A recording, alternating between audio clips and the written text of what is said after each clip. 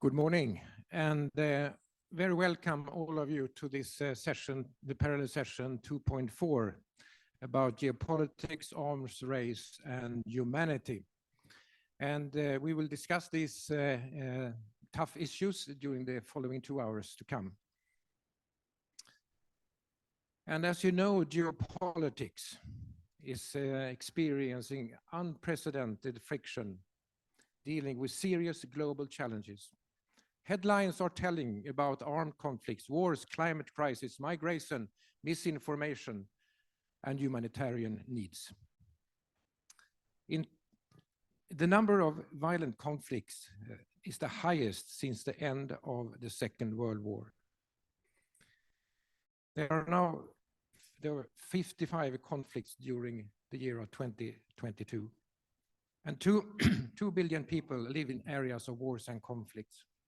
And in January 2023, 108 million people are estimated to be refugees or displaced. So, where are the global institutions today? Are we losing trust?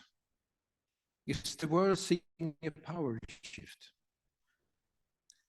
These are some of the ideas and thoughts to be discussed during this session.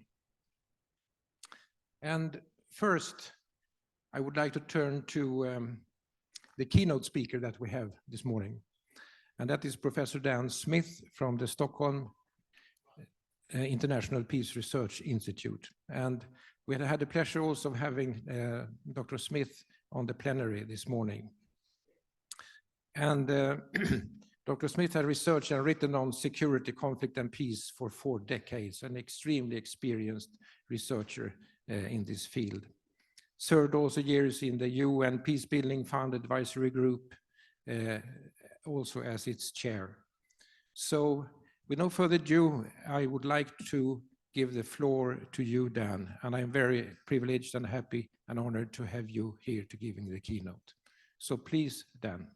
So thank you very much, Peter, and thank you, colleagues, thank you to PMAC for giving me this opportunity to talk to you. As I said in the earlier session, I had hoped to be with you, but personal issues, personal affairs intervened and made it not possible. What I want to talk about this morning is really picking up from the last comments that I was making in the previous session. It's about connection, and I guess I'm partly sort of motivated in this because part of my background is in studying literature, and E.M. Forster, the English novelist who wrote, "Only connect, only connect." If there is one takeaway from my talk this morning about what I'm saying to you, it is only connect. In that case, he meant people. In this case, I mean issues and problems.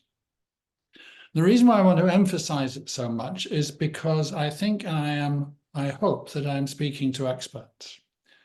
Expertise is about depth. It's about knowing a topic in depth. In that way, sometimes expertise leads us astray because it leaves us with very deep knowledge, but not necessarily with as much familiarity as would be beneficial, even to our studies, even to our own expertise, and certainly not as much knowledge as would be beneficial for the public good about the neighboring topics, the topics right next door, the ones which are connected in ways that sometimes we don't see them. Our knowledge, our training takes us deep. It gives us a vertical enrichment of our understanding and knowledge. What we also need to understand is the importance of having a horizontal enrichment of it. So I hope that this doesn't seem like I'm speaking ABCs or I'm speaking with too much simplicity. In my field, no international conference is complete without a minister or a minister of state of one government or another saying, you know, folks, We really have to get out of the silos. And this has been repeated so often that it's become a kind of cliche in the area of peace building, development, and security. And yet the fact that it needs to be repeated so often, the fact that it's a cliche doesn't make it untrue. So the question is, why does it need to keep on being repeated? And the answer is because it is difficult to get out of the silos unless we are aware that that is part of what we need to do. I think that the area of health, sphere of health, is well understood as a sphere where there are many connections. And I was very, very interested by the talks this morning by Professor Costin and by the other public health experts who were on that panel.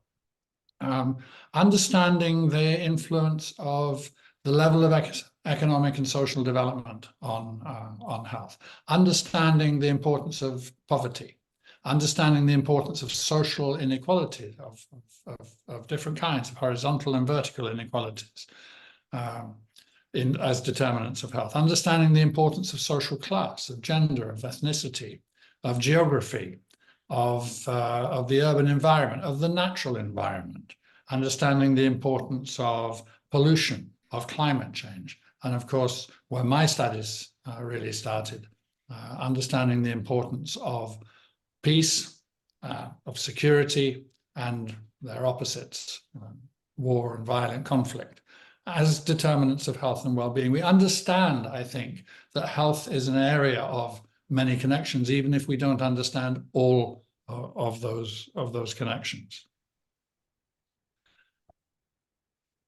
War, peace, and security, it's also a field where there are multiple connections within that field.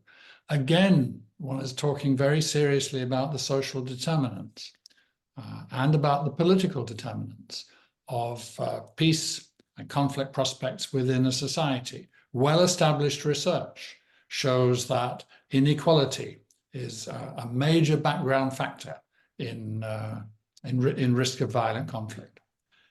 Well-established research shows us that democratic systems tend to be internally much more peaceful than autocratic ones, but the most dangerous, from the point of view of peace and security, political systems, are those that are sort of halfway between being democratic and autocratic, and especially those where a political transition is happening in one direction or another.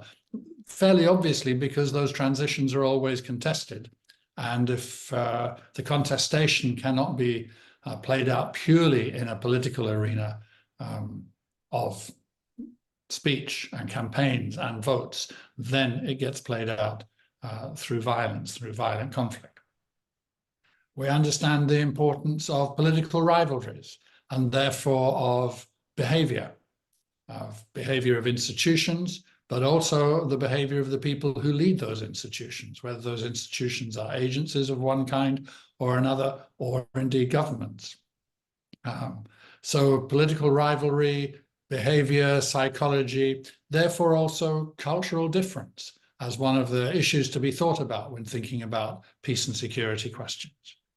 Necessarily, of course, a lot of study has been carried out over the years, perhaps over the last 60 or 70 years, or maybe even from the years before the Second World War, on economic interest and the role of economic interest in promoting conditions that can lead to violent conflict, even on the international stage, and the role of economic interests, the role of economic actors, commercial and corporate actors, in stoking disagreement, dispute, contestation, conflict, and sometimes even open war. And I think increasingly also we see the clear evidence of the pressure of the ecological crisis that we now face on our prospects of peace and of conflict. The best studied area here is to do with climate change. And I think climate change is at the forefront of the way many people think about the ecological crisis today. But the biggest human impact on the natural environment so far is probably not via anthropogenically driven climate change through global warming and greenhouse gas emissions and all that whole area with which we're familiar with from the international debates around the climate change question. The biggest human impact on the environment is the massive change in land use that has occurred and continues to occur, continues to unfold. You know, there's always been a human impact on the natural environment through the use of land. But in the last 220 years since the onset of the Industrial Revolution, as the world population has grown, reaching the 1 billion mark as estimated in about 1810, 200 years later, being well over 7 heading towards 9, and by some projections even 10 billion by mid-century. Obviously, the use of land, the use of natural resources of all kinds has changed enormously. And this is the biggest human impact on the natural environment. And the use of land and the claiming of land, the clearing of forests and so on, is itself a major factor in the risk of armed conflict and prospects for peace. There's also a whole series of other aspects of the ecological crisis with direct effects on health, which is often the main vector of change, the main carrier of the influence from ecological crisis, ecological impact, through to changes in human behavior, through to risk of upheaval, instability, and insecurity. There are many different dimensions to the ecological crisis of the present, and I'm not going to go into them in any great detail. Some I think will be quite familiar to you. For example, antimicrobial resistance, which is not purely driven by the rise in the use of antibiotics. Examples of antimicrobial resistance spreading have been found in natural populations of fish, where antibiotics have not been used. That's one example. Another example is the emergence of dead zones in lakes, in rivers, in areas of ocean, sometimes the coastal areas, sometimes further out.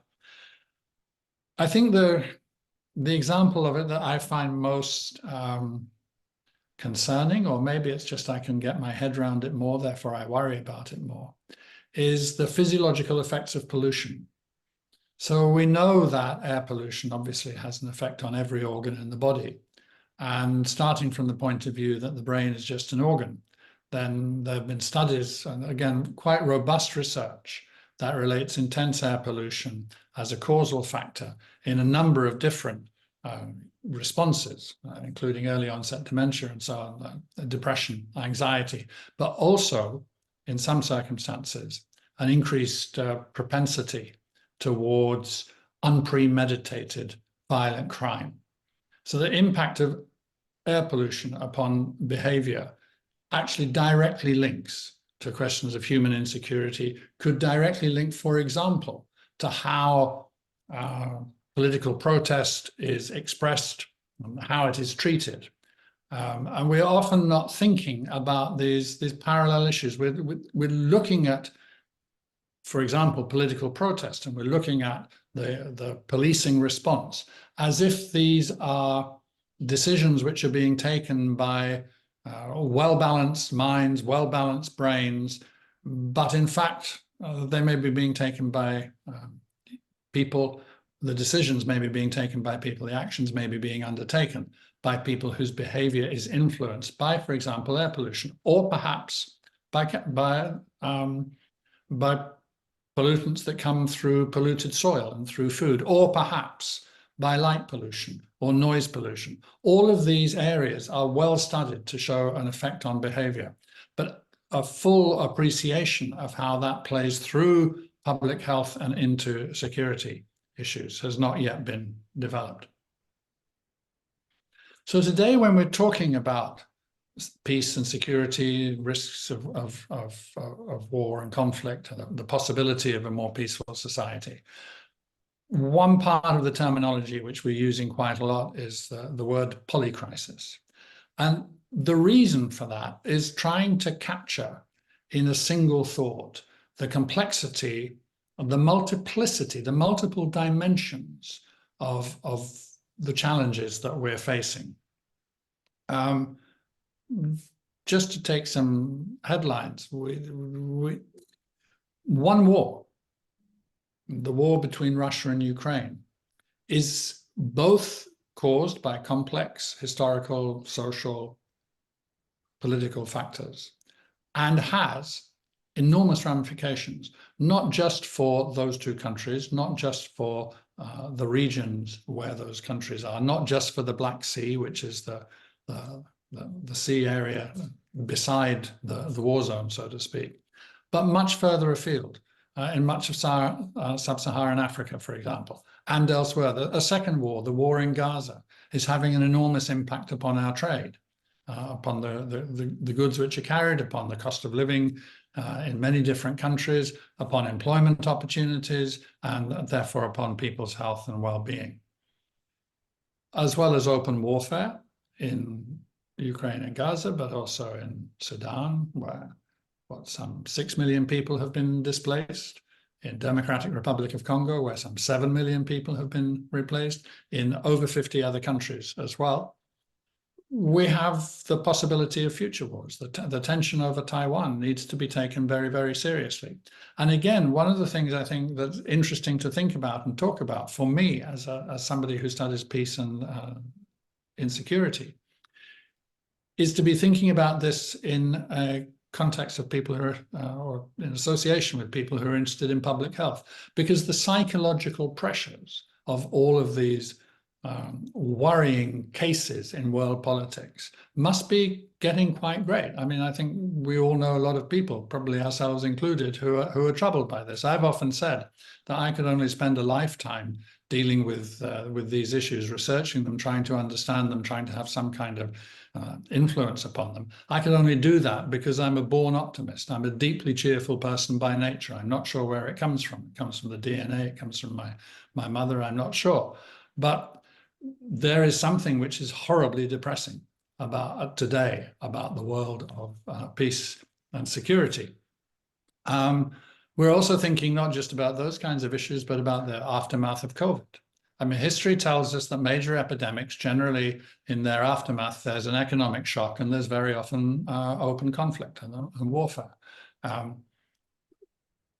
Following the COVID pandemic, we have seen the economic shock unfold, and we've also seen an increasing spike in the number of wars going on in the world, which is, in a sense, building on the spike that started to unfold after the economic crisis of 2009, 2010. So we've had these two big economic shocks, one after the other. The second one driven in part, large part, by the pandemic. And this is playing out in the field of peace and security as well. And then we have the social crisis, the rise in inequality, the feeling of disempowerment among so many people, the sense that things are going backwards, that whereas we used to think maybe a couple of decades ago that our future and our children's future and our grandchildren's future was going to have more opportunity, more prosperity, more freedoms than we have been experiencing. Now people begin to feel it's the other way around. And then on top of that, there's the ecological crisis, which I've just gone into. So all of these different elements, all of them connected internally within themselves and then together, these form the polycrisis. And I guess that sorry, my technology here has just slowed down a bit, and I need to take a slightly longer route to the page of the thing that I want to be on. I'm there now. I just want to finish with a couple of kind of quite broad, big, blunt thoughts. I mean, peace is the first humanitarian principle. And I want it to be understood as well as being a public health priority in two senses. One is because peace is better for health of all kinds, as I've been talking about. Peace is better for psychological and physiological health than tension, conflict, and war.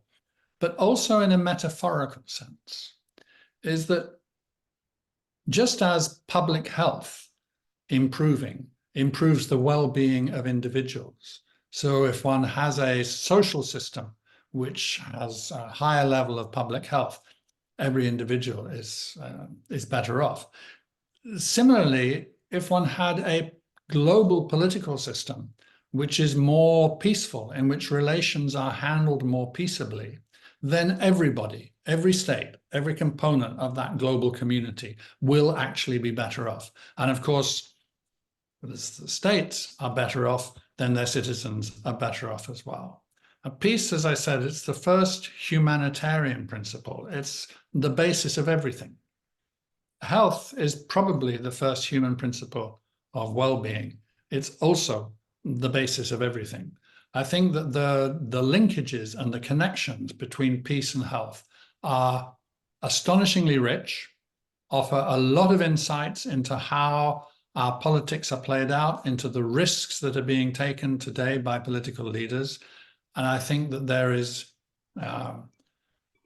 much to be made for both for understanding our world and for improving our prospects of a world of peace, prosperity, and sustainable development if we link these two different spheres together, perhaps more creatively and actively than we have achieved hitherto.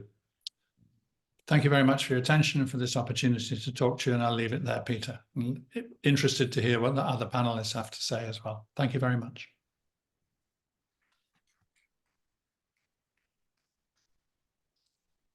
Thank you so much, Dan. And I think that you will be staying on for this first part of the session.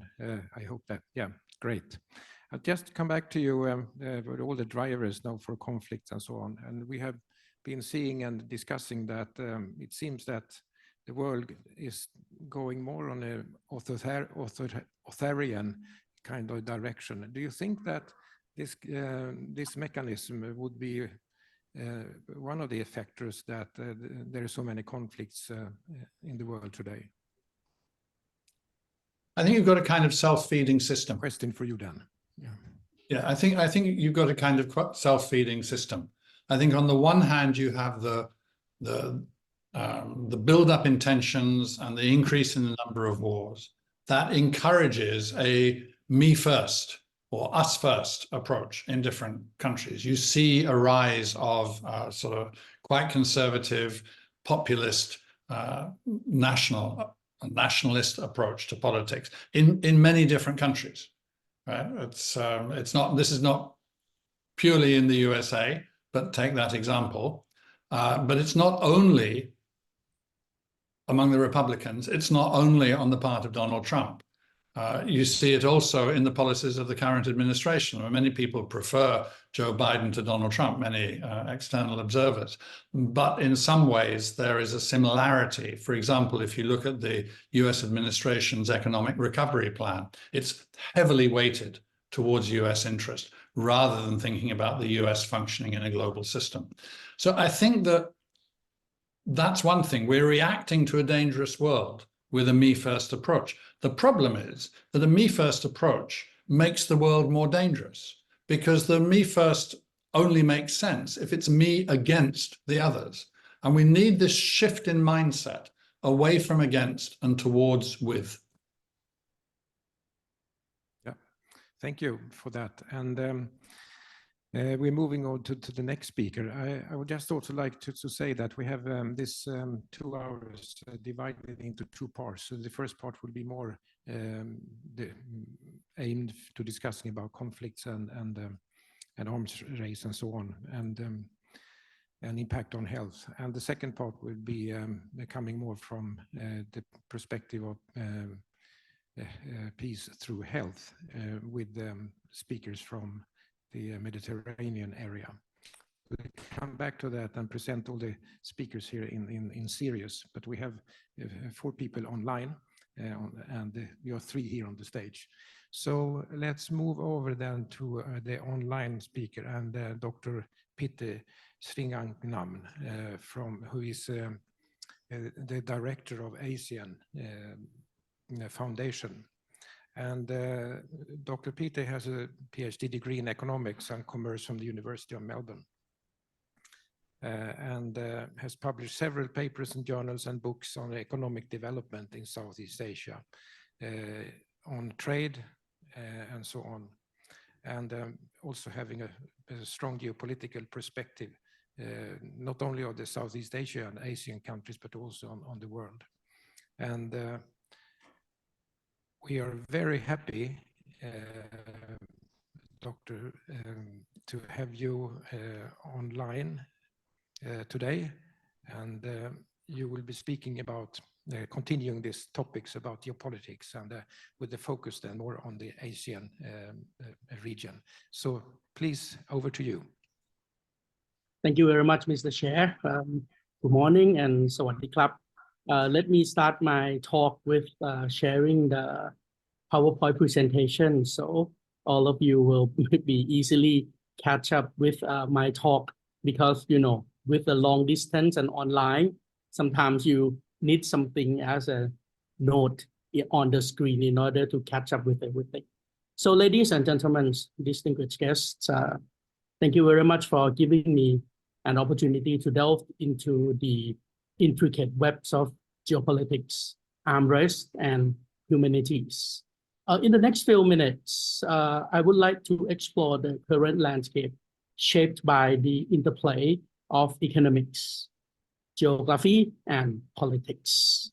So let us begin with the profound perspectives on our focus today, quoting the Azerbaijani economist Vusal Qasimli, who defined geoeconomics as the studies of the interrelations of economics, geographies, and politics in the infinite cone, racing from the centers of the earth to the outer space. It's a lens through which we can decipher the complex dynamic shape of our world.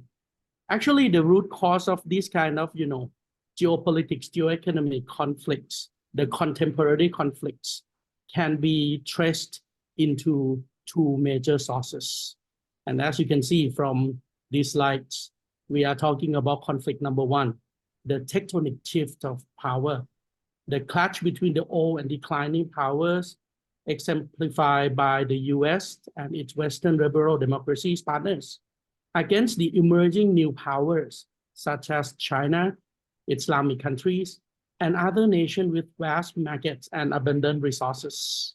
We are talking about the large-sized countries like India, Russia, for example, Brazil, and of course, the ASEAN communities. And then conflict number two, the planet looming shadows, the environmental degradations, climate change, global boilings, the scarcities of natural resources, amplify the needs for stabilities and securities, prompting intense competitions and conflicts. So the intersections of these two conflicts result in a global landscape marked by instabilities, insecurities, security-driven instead of market-driven, and a desperate scramble for natural resources, often at the expense of our planet's well-being. Of course, Professor Smith talked about the air pollutions, right, which will be the harmful cause of cancers and so many diseases for people. Unfortunately, the fossil-based energies, variable minerals such as rare earth elements, where we have to, you know, create a lot of pollutions in order to extract this kind of rare earth, are the key players in this quest for resources, contribute significantly to environmental destructions, reinforcing the urgencies for, of course, strategic resource reserves, such as the strategic petroleum reserves, SPR, conflicts in Europe, conflict in the Middle East, conflict in Africa continent, conflict in Myanmar, you know, require more tankers, requires more fighters, require more submarines, and all of them is not EV.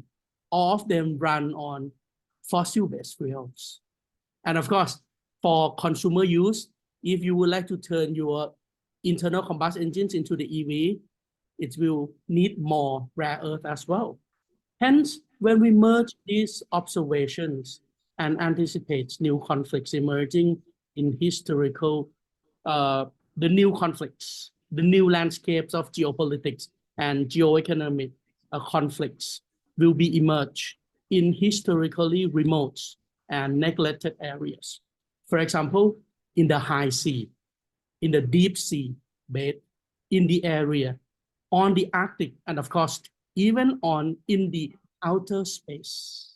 Let me elaborate for you. In particular, let's start with the high sea, the area, and the deep sea beds. In particular, the imminent commencement of the rare earth deep sea mining activities by at least 21 firms and organizations in 2025. Agile deep sea ecosystem we barely understand. Compounded by weak enforcement of the United Nations Conventions on the Law of the Sea, or the UNCLOS, and the tiny budgetary support for organizations in charge like the UN International Seabed Authorities, or the ISAs, which received only, for example, $5 million in year 2022. This area will become critical focal point for global attentions. We are talking about war beneath the sea, over the seabed. This is a thing that we may need to think about new geopolitical landscapes, new geoeconomic landscapes. Moving over gaze towards the North Pole, the Arctic, we witnessed the development of competitive logistic trade routes by both Eastern blocs led by China and Russia, as well as Western bloc led by Canada and led by US and Canada. This hastening the melting of the polar ice caps. This acceleration poses a dire threat with the North Pole, anticipated to vanish before 2050s, unreaching consequences on the global permafrost and the unknown microorganisms it harbors. As a result, we face the looming risk of large-scale outbreaks, underscoring the urgencies of our collective responsibilities to safeguard these vulnerable ecosystems. Let me give you another extreme example. We are talking about the realms of space explorations. The Artemis project set to return humans to the moon by the end of this year, 2024, introduce a new layers of complexities into this geopolitics and geoeconomic game. The Artemis Accords, allowing select countries and private firms. I would like to emphasize it again. These Artemis Accords, allowing selected countries and private firms to exploit lunar resources, challenging the principle laid out in the 1967 Outer Space Treaties. These treaties emphasize a peaceful use of celestial bodies, rejecting any claim of sovereignties over outer space or the moon.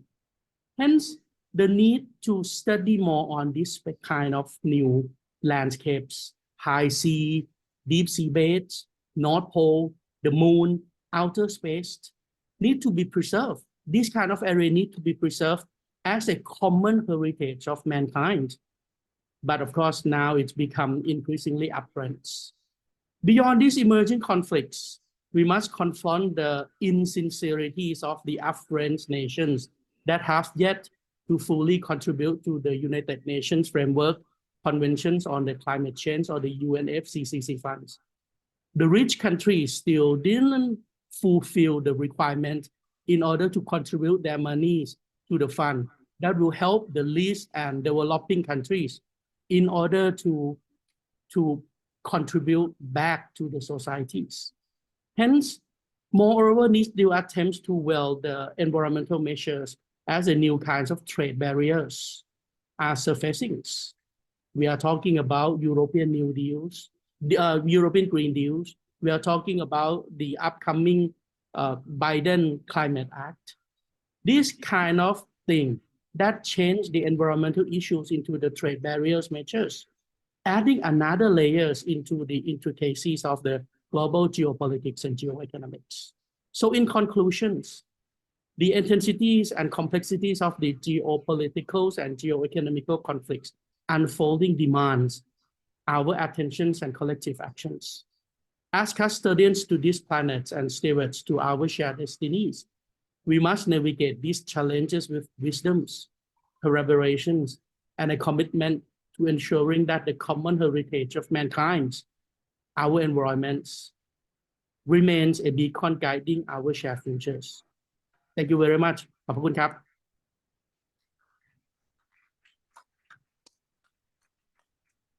Thank you so much, Dr. Pitti, for this very revolting ideas from deep sea, seabed up in space. There is a lot to be for countries to deal with and to maybe fight about, which is also going on. And just a quick question to you, which is maybe not a difficult one. How do you see the development, and what do you input, and how do you actually your input in discussing with the countries about these things? For example, China, India, and I mean, you have quite a task there. Yes. To try to get people together in a way. And what would be your main message to us for your way of dealing with the problems or discussions? Actually, it's not my way, but I will try to give you the example of what ASEAN, Association of Southeast Asian Nations, 10 countries, Thailand, Malaysia, Singapore, Indonesia, Philippines, Brunei, Cambodia, Laos, Myanmar, and Vietnam, try very hard in order to avoid these kind of conflicts.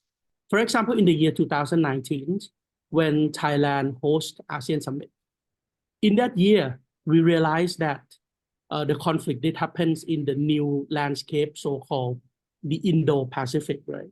China tried to expand its sphere of influence via economic power. And at the same time, US tried very hard in order to contain it. And by far, right now, more than 20 countries around the world did have the Indo-Pacific strategies, focused mainly on conflicts, focused mainly on power rivalries. But of course, in that years, Thailand and Indonesia tried very hard in order to convince the ASEAN leaders. And we can release the important document so-called ASEAN Outlook on the Indo-Pacific.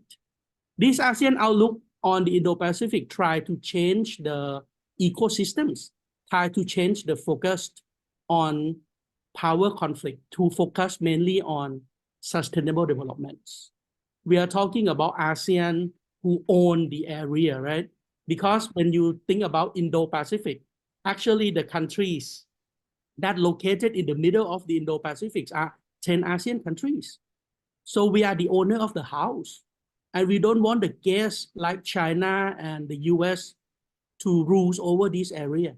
That's why we issue our own outlook on the Indo-Pacific and focus mainly on 4 areas: sustainable developments, logistic developments, economic developments. But of course, the last but not the least, we also talk about the securities, but how we are going to gear these security issues into a more peaceful way. We use our existing organs such as ASEAN Regional Forums or the ASEAN, ADMM Plus, ASEAN Defense Ministerial Meeting Plus, something like that. This is the thing that we try very hard to do. And last year, 2023, when Indonesia hosts ASEAN Summit, we continue to doing this thing by enlarge from the ASEAN Outlook on the Indo-Pacific into a more tangible ASEAN Indo-Pacific Forum. My organizations, ASEAN Foundations, under the monitors by ASEAN leaders, we also focus our work to the capacity building and community building to tackle, to equip people, to empower people, to focus more on these kind of issues, environmental issues, and how we are going to create the peaceful regionals. This is a thing that we work every day in order to tackle with this kind of geopolitics and geoeconomics challenges. Yeah, thank you. Very interesting. And I'm also very happy about both Dr. Smith and you bringing up both the climate, the environment, in relation to also peace conflict, because they're really interconnected and interrelated. And we need to finding solutions to both. So thank you. We're moving on the program, and next in line will be a person from In Reality here, Dr. Reza Maiziadeh. He's a professor of global health at University of Essex School of Health and Social Care, and have worked a lot with addressing issues such as equity, universal health coverage, strengthening health systems, and generating and applying evidence for this in a multidisciplinary perspective. And you also have previously were head of Iran's National Institute of Health Research earlier on. So you have an origin from Iran, I guess, then. So, and your talk will be more focused on one of the so-called methods in war, conflict, and punishment of countries, that is sanctions, and what sanctions could mean for health. Please, Dr. Reza. Thank you so much. Thank you. In May 2022, my mother, residing in the United States, was hospitalized in a public hospital in Tehran. She got a nosocomial infection, and she had a prescription. I had a strong network of people, colleagues. I could not find that single antibiotic. She died after a few days because of not finding that antibiotic. This is the reason that I'm really interested in to know what is sanction. Is it really effective or not? What we should do as the, let's say, global health experts in this regard, and how we should think at the global scale. I want to say to you that behind each slide and number that I'm showing you, there is a human being, experience daily struggle. Through this presentation, I want to answer to 3 questions. Do sanctions affect health and health security?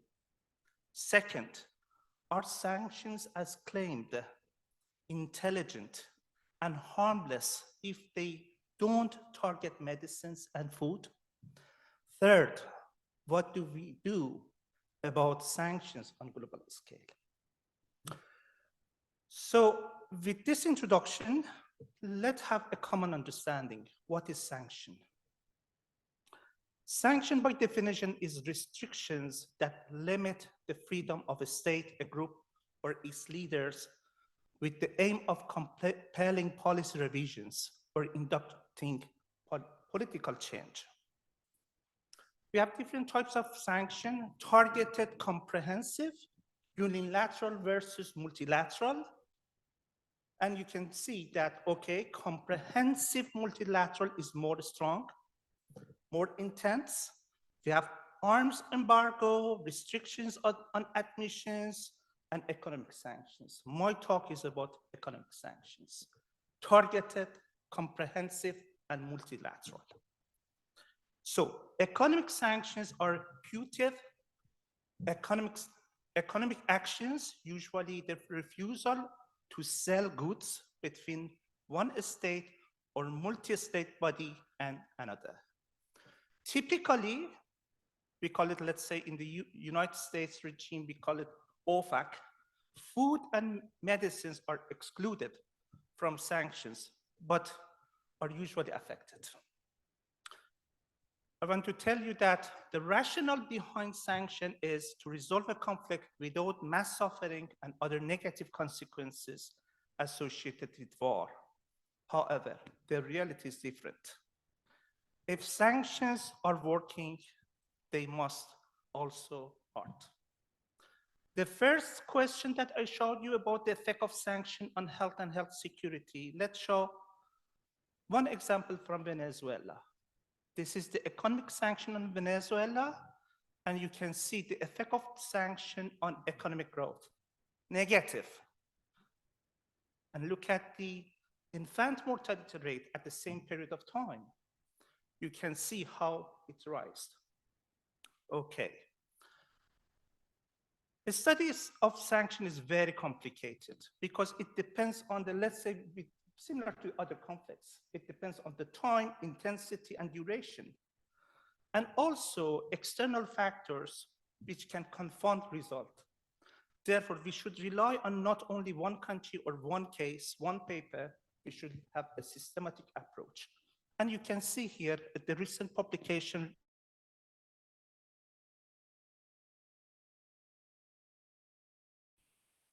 in BMG Global Health regarding action that they found. See, 1 out of 27 high-quality papers, the effect of sanction on health and on continuing health security. My own publications and actually experiences is coming to Iran, as Peter has mentioned, and I work on the food and nutrition security, as well as the health system components or building blocks. And we have seen all of them, how they are affecting from the sanction. I'm just showing you the current health expenditure per capita in Iran, and you can see in 2 times of the intensifying of sanction, how it is reduced. Okay.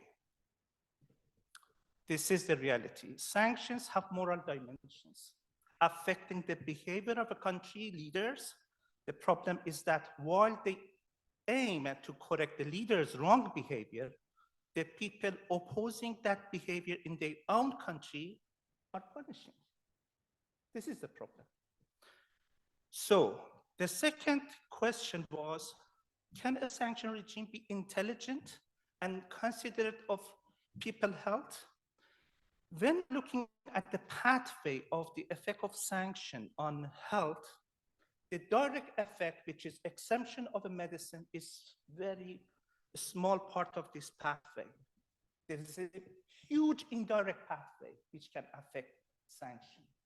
And I want to tell you, in addition to the indirect effect on economy, it can affect, actually you should rely on the black market, the corruption will be increased, and the result of this corruption is mistrust and reduction in social capital.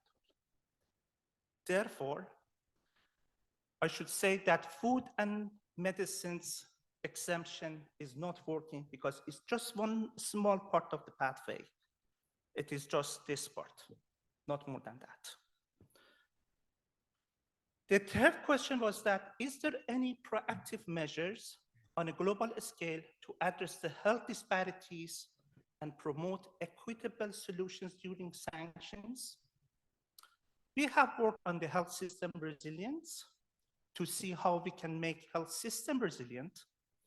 And I want to tell you, in addition to the, let's say, domestic or local interventions at the global scale, although war has principles, I do not want to say that it is implemented, because in the case Gaza, we will hear from our colleagues in the next part of this panel, or the eminent speaker at the first speaker mentioned about, let's say, Ukraine.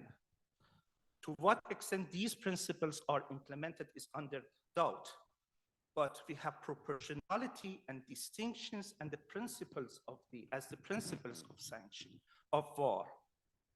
But unfortunately, unlike wars, the international law has no regulations for sanction. I want to say that sanctions stand outside any obligation. Let me conclude with these 3 key messages based on the 3 questions.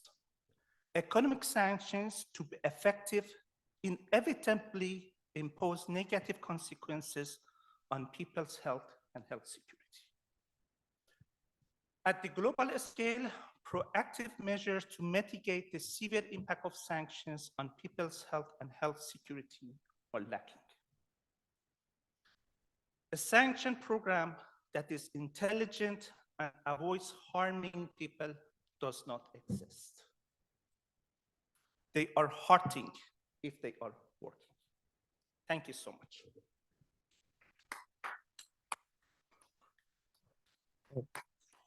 Thank you so much, Reza, for this. And What do you suggest? Should it be some kind of regulation or resolution about sanctions? Very actually hard question. $1 million question, $1 million question. First one, we should have dialogue regarding sanction. To what extent we are talking about sanction? Where we have seen any resolution on the, let's say, monitoring or looking at the effect, harsh effect of sanction on populations? Is there any resolution at the level of, let's say, WHO or test assembly? To what extent we are talking about that? To be honest, it's a taboo. You're not talking about sanction at all. I can continue this to explain. Even working on sanction is very difficult because, okay, who should work? Those countries that people within that countries are not allowed to work with the international community. It is very hard to do research on sanction. Second, we can do some very, let's say, focused interventions. Let's say, you know, the problem is not having money. The problem is that the SWIFT code is blocked. You cannot transfer money. The banking system is blocked. Okay, we can really exempt that wire transfer for essential medicine. It is doable. And just going to the third one, definitely we can monitor to see what we are doing. Yes. Okay, I'm stopping here because I know that we have a shortage of time. Thank you for that, and also to provide evidence and effects of on health for that, which is important for the discussion today. So we move over to the last speaker for this first part, and then we continue with some questions from you. But we have also here Professor Espen Bjertnæs, Professor of Epidemiology at the Department of Community Medicine and Global Health at the University of Oslo. And Espen has worked a lot in Southeast Asia and also Middle East with many projects in capacity building, in research and higher education in many countries, particularly low and middle income countries, since a long time, for more than 2 or 3 decades or something like that. So Espen will speak more about the humanitarian situation and the questions around that. So please, Espen. Thank you, colleagues. I'm grateful to PMAC for inviting me to this important and highly relevant session. Wars and conflicts are among the worst political or geopolitical determinants for health, if not the worst. And it affects the social determinants for health. That's a condition when we are born, growing up, educate, work, becoming old and die. And these conditions depends on power and money at local, national, and regional and global level. The number of people killed in a war is one measure of how cruel it is. The fact that warring parties do not respect ethical rules for what kind of means are permitted, like terror bombing, rape, torture, genocide, murder, is another way of saying something about the brutality of wars. In addition to health and injuries, war and conflict have a dramatic impact on health and development. Disease outbreaks, NCDs, increased malnutrition, psychological trauma, PTSD, sexual and gender-based violence, as well as the destruction of health services and the health system. Children lose their parents, and parents lose their children.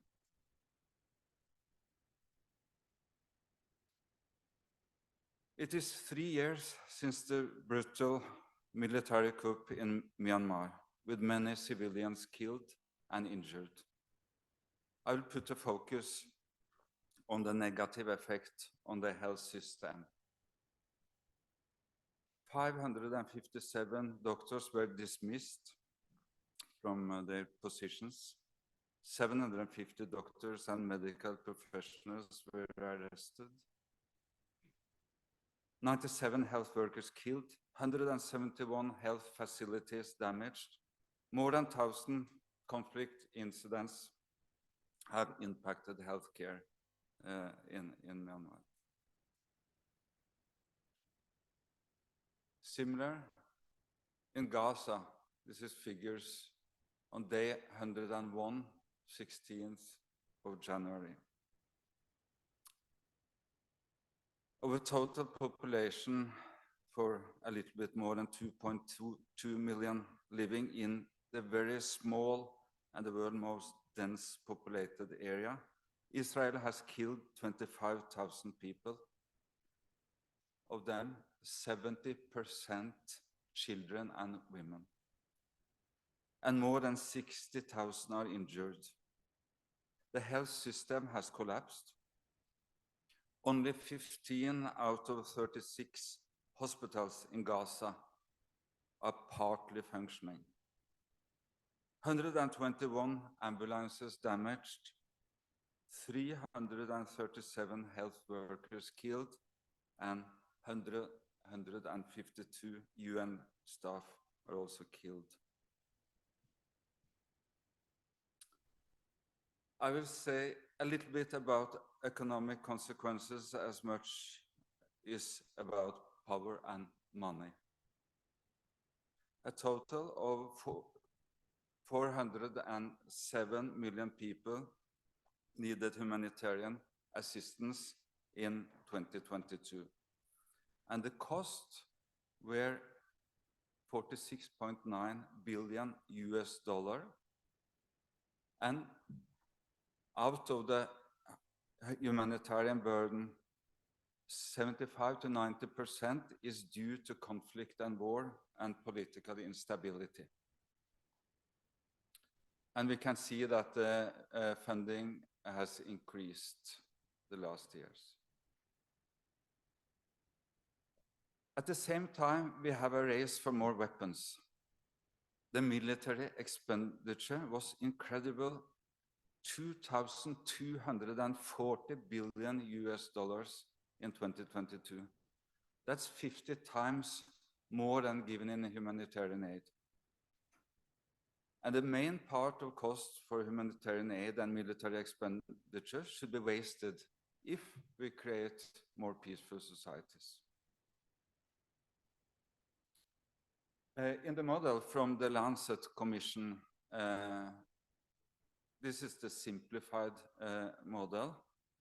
I would have had a stronger focus on moral as a determinant for peaceful societies through health equity and gender equality.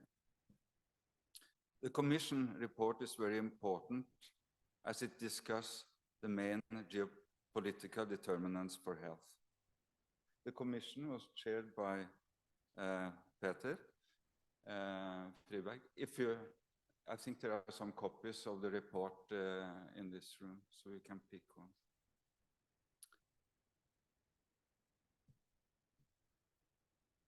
So the killings of health workers and the destruction of health facilities, which has increased dramatically the past 20 years, may reflect that we human beings have lost our moral compass.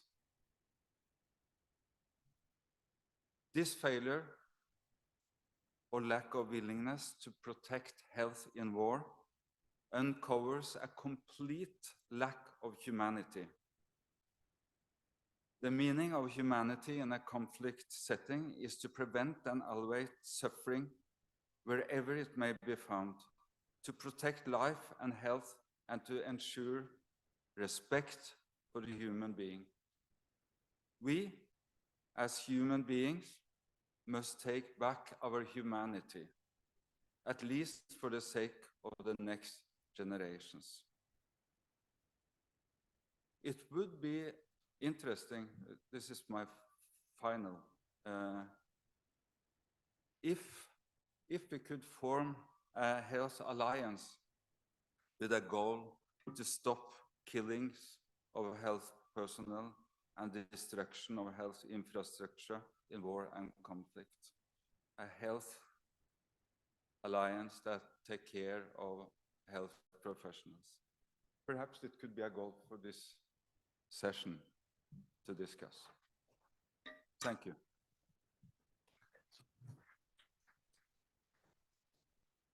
Thank you so much, Espen, and you really bring the topic to its core with humanity and moral and dignity of societies, and what kind of social contracts are we really building with our communities or our inhabitants between the governments and so on.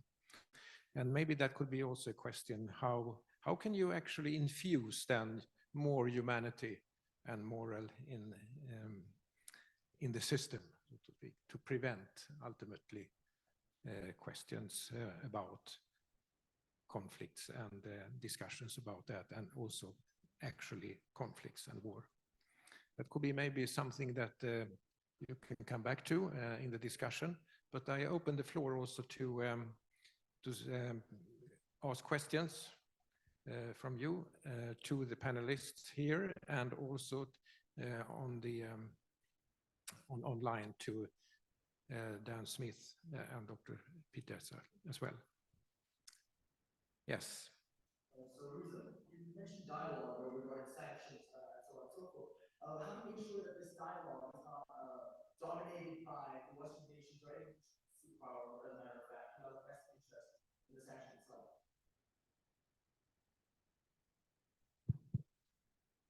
To be honest, right now we do not have such dialogue, and I think the awareness about sanction is quite low. I want to tell you that even in my home country, when we were discussing about sanction, the politicians avoid to discuss because they want to say we were successful of, let's say, managing situation.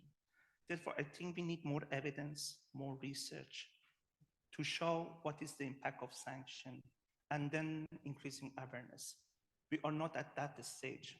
I did not think about what you are mentioning, let's say how we can manage power through this dialogue, but at least at the, let's say, scholars, academicians, they can start to looking at the sanction, what is the effect, and to discuss regarding that. Thank you so much for your question. Thank you. Okay, yes. Thank you very much. The sanctions are pretty representative of this current state. It's currently in, there's nothing other than military intervention itself, which is domination. So that's something. Those two that we potentially have in the future. Can you repeat again? So currently, the UN directly system of sanctions, they go straight to military intervention. So, do you think there's a possibility for in the future if people come together to talk about it for something in the middle to be achieved, something that's not as harsh as military intervention itself, but something that's harsh and not sanctions, which in this portion affect people who are not politicians. So very important question. Initially, I was thinking about slides of today, and then I look at the literature. There were 77 countries from 1950s till now that they were under sanction. Many of the countries that you are coming from were under sanction to some extent. Therefore, this is a very common issue. I do not want to say that we should avoid sanction. Okay, this is something that politicians want to try. But what I'm saying is that we should be vigilant on the health of people. We should look at, let's say, to monitor the harsh effects on sanction. We need a regime, principles on, let's say, international law, how we want to manage, let's say, harsh effects of sanction to actually to protect them from those effects. This is what I'm saying. I do not think that we can avoid sanctions. I can give you some examples. Let's say the case of Afghanistan. Right now, we know the, let's say, females' education in Afghanistan, and all of us are really dissatisfied with the situation. And what is the solution for that? Okay. But my point is that when we are thinking not handing over, let's say, money to the Taliban regime, okay, well, how we want to protect health of people at the same time? We should look at the other side of the coin at the same time. I do not want to say that we should totally avoid sanctions. This is one of the measures at the foreign policy. I cannot say that. But what I'm saying is that it should be with the considering realities in the field and health of people and health security. That's it. Okay. Thank you. Yes, over there. Thank you. My name is Ted, and I'm with the Information Network. Thank you very much for those speeches, which are informative, thought-provoking, and some slides are hard. I'm from Bangkok, and we are one of the countries where people are struggling with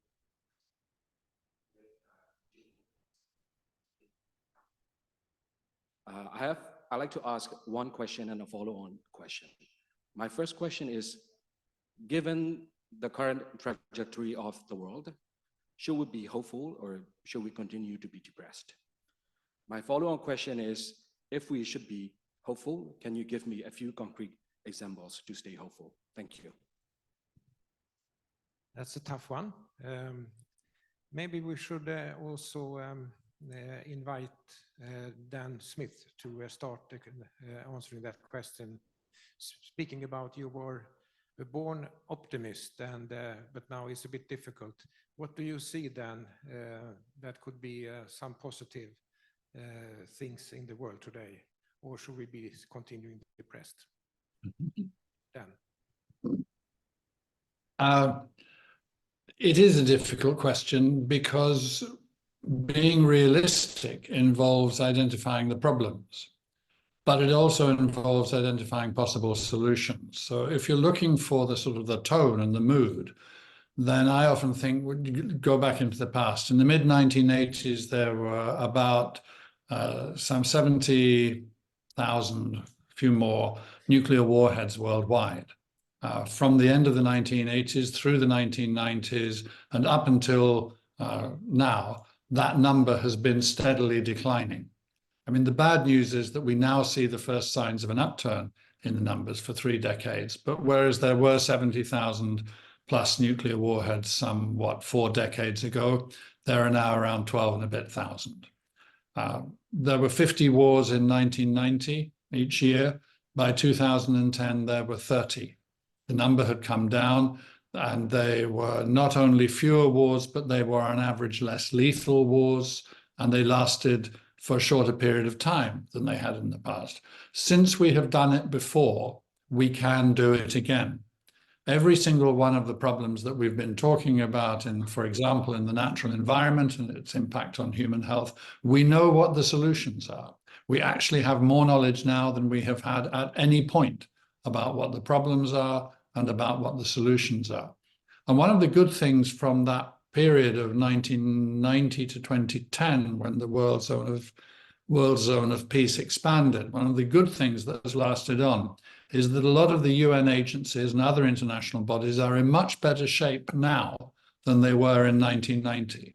So the positive consequences of that good period have lasted with us.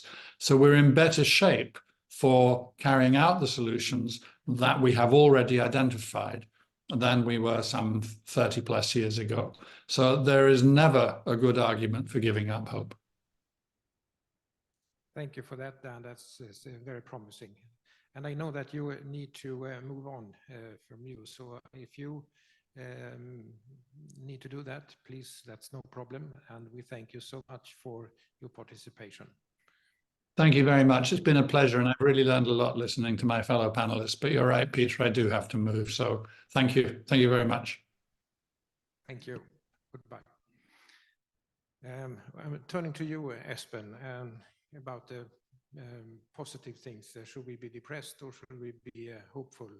Or I would envisage that if we have more of humanity and moral, we maybe could be more hopeful.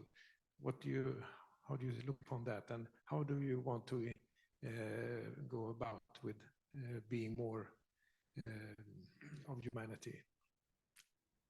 I'm positive of nature. Yeah. I am. In a long-term perspective, if we manage to take back humanity, as I said, and how can we do that? Because it's related to our moral, what we learn from kindergarten and until the day of today. That's everything we experience, we learn from it. And that's, we will talk more about Middle East later on. Yeah. Imagine what children in Gaza learn. But to be positive, if we start to teach humanity from kindergarten, in the school system, the university system, because it seems that we have forgotten what humanity is. So that's a long-term perspective. Yeah. And I'm positive for the long term, because we will learn how war and conflict damage our planet. Yeah, thank you, Espen. And just having a meeting like this, discussing the problems and discussing possible solutions, and express our feelings about maybe being a bit mood and gloom, but also that there is actually hope and there is action. And we, as Dan was saying, we know what to do. So I think these kind of meetings are helping us in this. And also there is, for example, a correspondence letter to the Nature Medicine in October 2022 from it's open letter to G7 and G20 leaders. Resolve global crisis to secure our future, from a collective group of young global health scholars and professionals. So there is an ongoing debate, and it's a discussion all the time. And I think we need to keep that moving in order also to ingest hope and solutions for our future. Yes, let's have another question here. Hi, I'm Tharani and I'm from Malaysia, and I applaud us all for having this forum to talk about conflict and how it relates to health. But the more we sit here, the more we realize, I mean, health professionals, we do know conflict is bad for health, but we are powerless to influence the outcomes or solutions. When we think about ASEAN, we know that Myanmar is the conflict zone of our region, and yet we are thinking about economics, and we are thinking about the power struggles and territories in possible conflicts with China. We're not talking about Myanmar at all. So how do we bring, and what are the solutions? We also talked about sanctions and so on, and that is not a solution. So how do we as health professionals influence or take some power to ourselves, to influence the conflicts or stop the conflicts? Thank you. Maybe we ask Dr. Petit to have a reflection on that, please. Thank you very much, Mr. Chair, and thank you very much for the questions. Actually, Myanmar is the big elephant in all the ASEAN meeting room. Can I answer these questions from my other positions, not the positions of the executive directors of the ASEAN foundations, but as the professors of economics at Chulalongkorn universities? So my answer will not reflect the opinions of the ASEAN foundations. So from my noted. So from my opinions, I think we cannot put our hope on the 5-point consensus. We released the 5-point consensus since almost 3 years already, and it's not progress at all. Hence, I think ASEAN may need another kind of engagement, positive engagement, constructive engagement, in order to allow us to engage with all parties in Myanmar. And when we talk about all parties in Myanmar, most of the people always focus only on three groups, which is the military juntas, SAC, State Administration Councils, and then ethnic armed organizations or the EAO. And then another party that people focus a lot is the NUG, National Unity Governments and its People's Defense Forces. But actually we forget the most important parties, the fourth parties, which is the peoples of Myanmar, which is now very, very suffering. Hence, I don't agree with some of the ASEAN leaders who propose the ideas of boycott, embargoes. And of course, I also do not agree with the activities from the both regional powers and global powers to intervene the domestic affairs of Myanmar. What we need the most right now in Myanmar is ASEAN should have its what can I say, mission. We did have the missions. We sent peoples under the I cannot remember the abbreviations, but ASEAN sent a lot of humanities assistance to Myanmar. But I don't think that's enough. ASEAN need to have a on-the-ground offices at the borders of China and at the border of Myanmar and Thailand.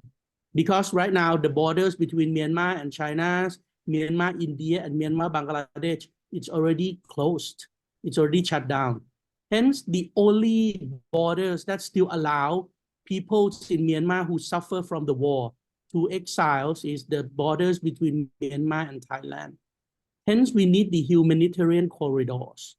But of course, these humanitarian corridors cannot depend only on the responsibilities of one country like Thailand. We need ASEAN as a whole. We need the, medical stuff. We need the health care. We need all the assistance from all 10 ASEAN countries in order to help these fourth parties to be able to live their life. And at the same time, I think we need to engage more. Because nowadays, as you see, some of the ASEAN members don't want to interact with the military juntas. But how can you solve these problems when you don't engage that most important parties, the parties in conflict, which is the State Administration Councils? Hence, ASEAN may need to do it at the dual level. One of the level is on the ground. We need humanitarian corridors led by ASEAN 10 countries, not just Thailand, and take and share responsibilities in terms of monetaries, in terms of staff, in terms of know-how, in terms of everything. And then the second level, which we need at the top level, we need new deals, not depend all of us on just only that 5-point consensus. Thank you very much, Mr. Chair. All right. Thank you. Quick comment, Dr. Risa? Yes. Short. Getting back to your question, I really appreciate that. What we can do as, let's say, health professionals. I'm very keen that Dr. Wasik is online and he will come back with the, let's say, health for peace, which is the, let's say, the important way of having on board, let's say, health for securing peace. And he will explain, I'm not going into that at the moment. Yeah. But at the same time, at the level of the health system, we can think about resilient health system. If we build a strong primary health care, PHC, it is really important. Giving priority to prevention, looking at vulnerable populations, who is suffering more, and because when we have this, let's say, economic shocks, those people who are, let's say, at the marginalized population are priorities. We should recognize them. We can rely on the defining priority benefit packages. I want to say for each building block of the health system, we can think, and these are very identical to the, let's say, health system resilience. I'm very happy to continue this discussion with you but at the same time, I can understand we have limited time. Yes. Espen, you have a short comment, and then we have the final short question from you, the lady in bright yellow there. But and then we will have to go over to next part. Espen, please. Yeah, very short. it was development towards democracy in Myanmar. And then we had a military coup. The people responded with CDM, Civil Disobedience Movement. And if you ask the people of Myanmar, what do they want? They want back to the democratic track again. Now, armed forces in the border area is fighting and taking more and more land in Myanmar, taking it back to the people. But what the urgent need now, that's humanitarian aid and help especially in the border area. And also those who have moved over refugees in Thailand, in the borderland. Cynthia Muang, that we met yesterday, she has a clinic and she says primary health care is #1 in that area. That's what they need. Immigrants, they need access to healthcare. I think also that's something that we'll come back to in the next part. Yeah, very brief. Thank you. Very brief. First of all, my name is Manchuri Sangwang. I'm actually the chairperson of the Asia Pacific Regional Office to the International Pharmaceutical Student Federation. I've got this position 3 months ago. I'm sorry, it will be a quick statement because we are the living proof of the barrier. When I come into position, I thought I'm going to contribute to the region. Apparently, I acknowledge more problems. I see my students in Pakistan do not get their scholarship because the SWIFT code is blocked. We transfer the price, they never got it, and they have to transfer it through the other way. We have students from Myanmar having to split their member just because of the war. And now we also have some students in Oceania region, they have to move from their home, that there's no going back. The house has been growing generations of people. So I'm saying that we are the living proof of the barriers, and we are the youth, and youth doesn't last long, but then we are going to become the adults. So I would like to ask questions. I acknowledge all the problems and the challenges happening in the region, but as we witness the tangible impacts of power, hunger, displacement, and despair, I would really like to ask this question to all of you who are experts in the field. Are we just pawns in this game of power? Or can we really become the strategists for change? Because I really want the place where peace and prosperity that is not just privilege for just a few, but the rights for all. Thank you so much. That's a long question, and it's a long time. And I think that maybe we can rest a little bit upon what you were saying and come back to that in the next part, because that involves that as well. So I will now turn to the part 2, which is more related than to peace through health, and evidence and call for action on health as a bridge for peace. That's also something that was discussed in the side meeting a couple of days ago. So we continue on that track. And for that we have to start with, and it's great to have Dr. Ghada Al-Yabba from Gaza with us here. And she is a Chief Field Health Program in the United Nations Relief and Works Agency for Palestine Refugees in the Near East.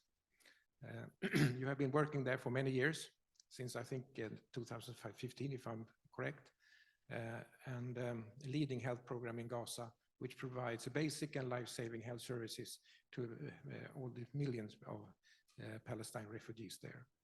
And we are very glad to have you on board, and I think that your perspectives and your reflections from the area will be important, particularly since also what happened since the October 7th. So over to you, Dr. Ghada, please. Thank you, and good morning to all here. Thank you for inviting UNRWA to participate in this important conference, and I really enjoyed all of the presentations and talking about war zones, talking about humanity and politics, and how politics affect humanity. I want to share my presentation here to you.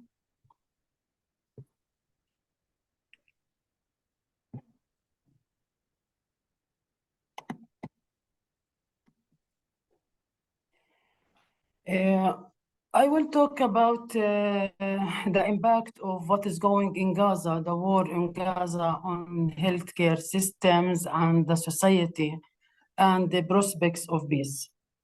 Before talking about that, maybe it is good to demonstrate these figures from Ministry of Health and WHO. These figures reflect, in fact, the huge number of casualties, the huge number of destruction after 110 days of war in Gaza. And I think I heard in one of the presentations talking about the figures, they are not numbers. Behind each number, they are humans. And they are a lot of, they are like families, they are life, hopes and dreams. So we are killing, or the war killing all of these issues. There are more than 24,000 fatalities in Gaza. 60% of them, they are women and children. And more than 60,000 injuries, more than 7,000 even persons, they are missed. They are mostly they are under the rubble. The health system functionality, and talking about the attacks on health facilities and attacks of health workers. 26 hospitals in Gaza, and they are the main hospitals in Gaza, they are damaged out of the 36 hospitals. And 20 out of the 36, they are not functioning. And the remaining functioning hospitals, they are either partially functioning or functioning with very congested situation with more than 300% occupancy, bed occupancy. 62 primary healthcare facilities, they are functioning out of 77 primary healthcare facilities. Related to the attacks of healthcare, more than 300 attacks on the healthcare, more than 610 fatalities, and more than 770 injuries. I remember the first days of the war in Gaza. The first doctor was killed in this war. She was a gynae obstetrician worker in, or doctor in UNRWA. She was one of the best friends to me. And she was one of the most clever, really, gynecologists and obstetrician and I have ever met in my life. A lot of the doctors, a lot of the health professionals, we lost them. Really, they are very competent, maybe one of the most competent doctors in the world. Ambulances also, they were affected. The civil defense, they were affected. The healthcare facilities, more than 90 of them, they were affected. Talking about the displacement in this war is one of the most prominent and painful features. More than 2 million persons in Gaza, they are displaced. And when we hear displacement in other war zones, it means that the people, they are evacuated or displaced to an area or to different country where they can be safe a little bit or relatively safe. But in Gaza, this is really very unique. They are displaced from area to another area in Gaza. And the other area, they can be like affected by bombing and killing. So there is no place is safe in Gaza. They just displaced from place and place after order of evacuation from the IDF, and they are displaced to other areas where really they are not safe even.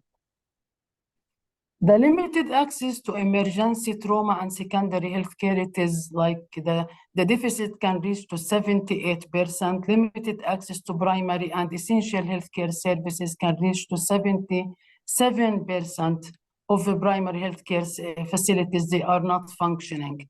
And even the 78% of the secondary healthcare, it is not only limited to limitations to the trauma and emergency.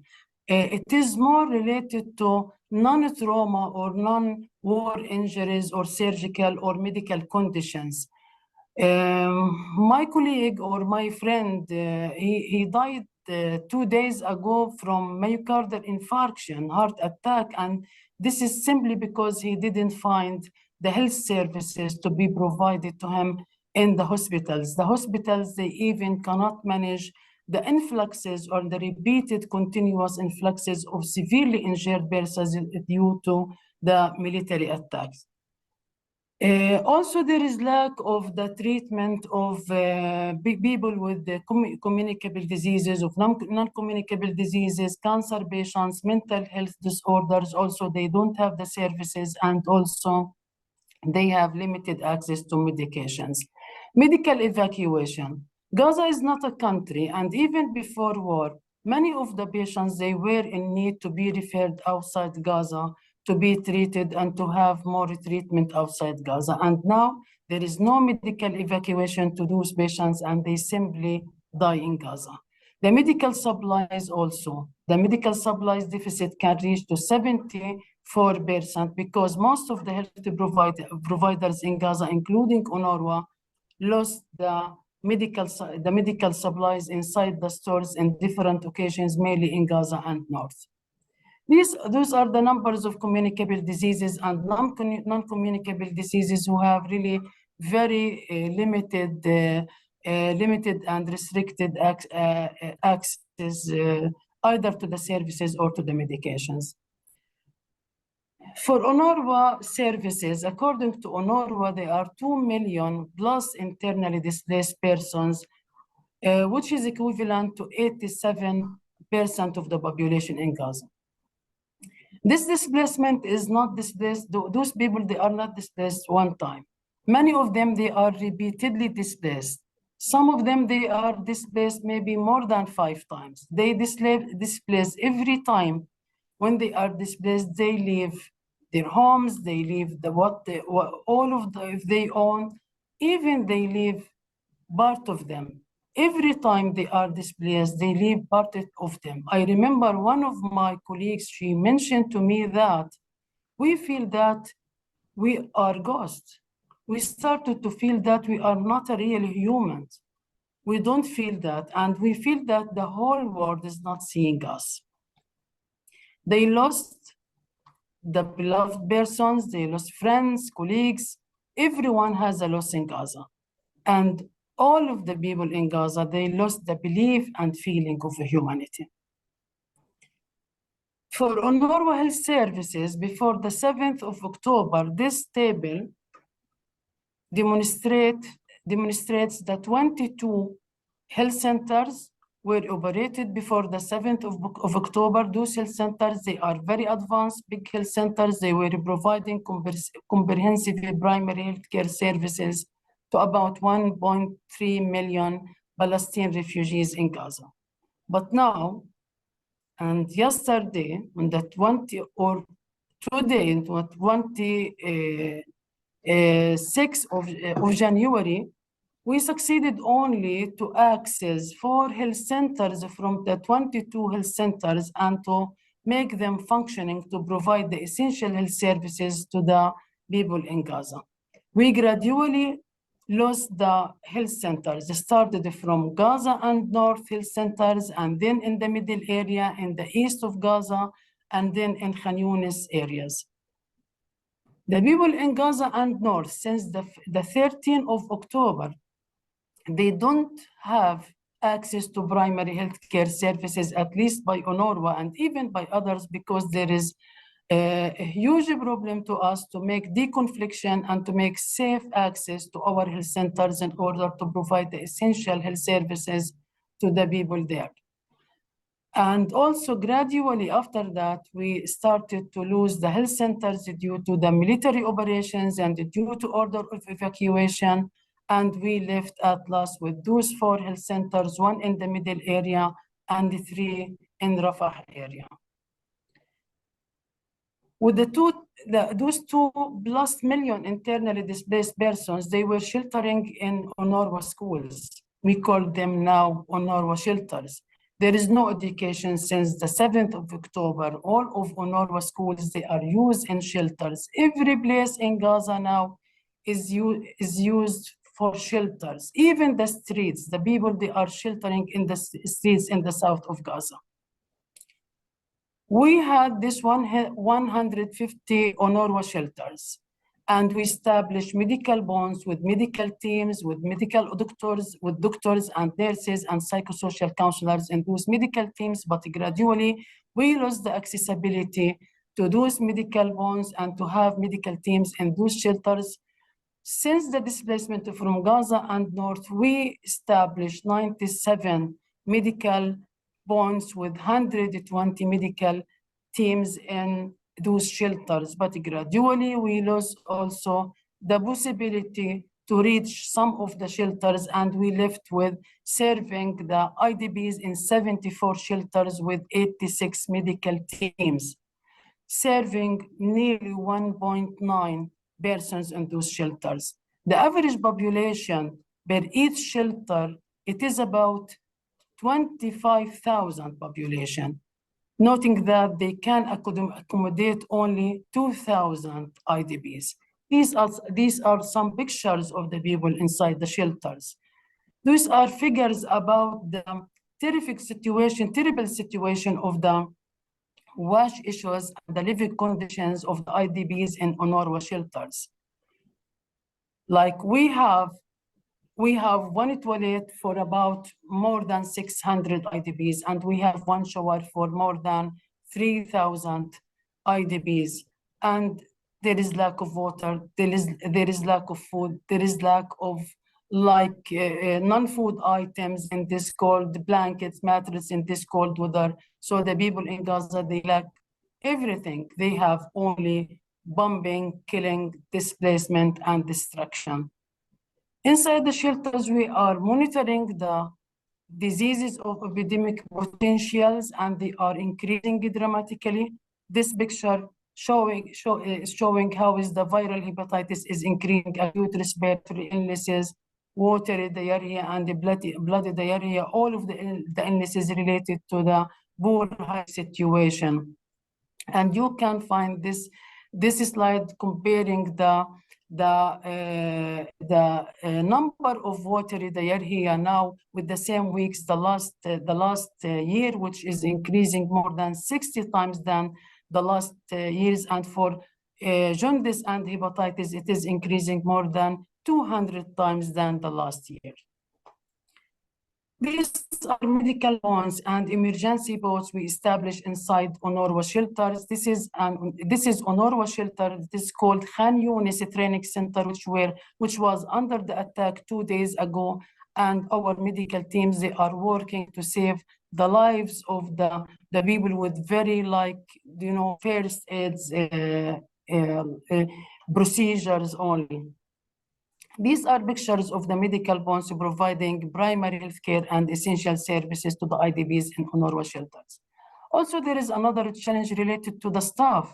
The staff themselves, they are local staffs, and they are part of the tense situation, and they are under attack. They are part of the displacement. They are left without homes. They are left without hope. They have a lot of losses of their beloved persons, friends, colleagues, and also all of the time we have this connection problem, which really make it we make us unable to connect the staff and to make the coordination to bring them to work, which really prevent us many times to continue working in some occasions.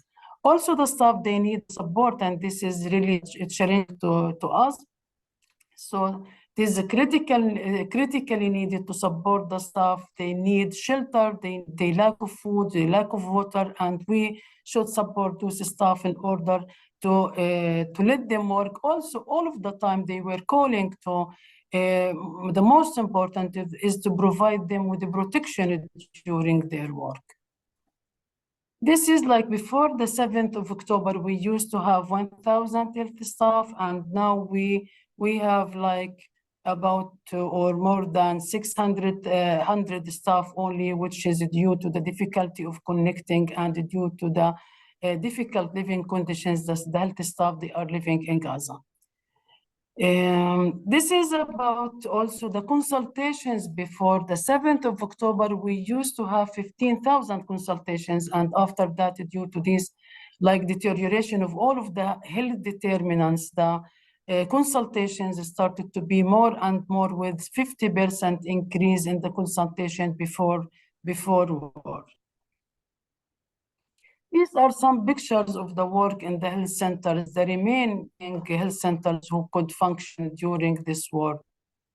In fact, on UNRWA also, we lost all of the medical supplies. Most of the medical supplies, we lost them in the main store in Gaza field, and we started after that to gradually replenish these medical supplies. This was a huge challenge to us because we lost the ability to provide the critical medications to critical medical conditions for months, in fact, and we tried hard to provide these medical supplies, to replenish them, to re-procure them, and also the entry to Gaza, it was very limited, and so we spent months in order to make these medical supplies entering Gaza, and up to now there is shortage in some of the critical medical supplies. Also, we have a problem of the storing capacity, either the normal store or the cold chain store, because we lost all of the storing capacity in Gaza, and now there is no available places in Gaza. And even there is no safe place, we have huge concern of continuing losing the health centers and even the stores, the new rented stores. Talking about perspectives of peace, yes, we are talking about peace, we are talking about humanity. The situation in Gaza, it is now beyond talking about politics. It is a question of humanity. So immediate and sustainable ceasefire is really the main ask, and we cannot continue providing there is no humanitarian response will be enough to save lives without stop further killings, displacement, and destruction. Protection of the civilians and the humanitarian workers is a must in Gaza in order to continue serving the population in Gaza.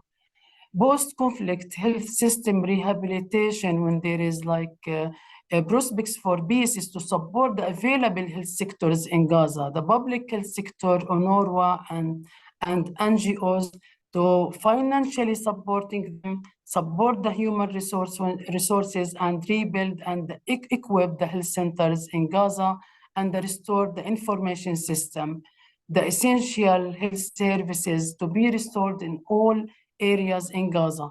Immediate health needs for injuries, for non-communicable diseases and communicable diseases, physical and psychosocial rehabilitation, and infrastructure rehabilitation to all of the health facilities. The social rehabilitation of the people in Gaza, huge support is needed, and political commitment, donor coordination in order to really restore the humanity features in Gaza, restore the feeling of humanity to Gazans, and restore the hope despite of all of the losses for Gazans. Enhance the health sector depends of rebuilding Gaza. It is about restoring all of the health determinants in Gaza. And UNRWA, as the main direct provision humanitarian organization in Gaza, and according to its mandate, it has a responsibility to be important part of rebuilding of Gaza. So until peace is achieved, and after peace is achieved to stop the bleeding in Gaza, UNRWA will continue to be the main hub to the Palestinian refugees in Gaza until fulfilling their full potentials in life. Thank you for listening.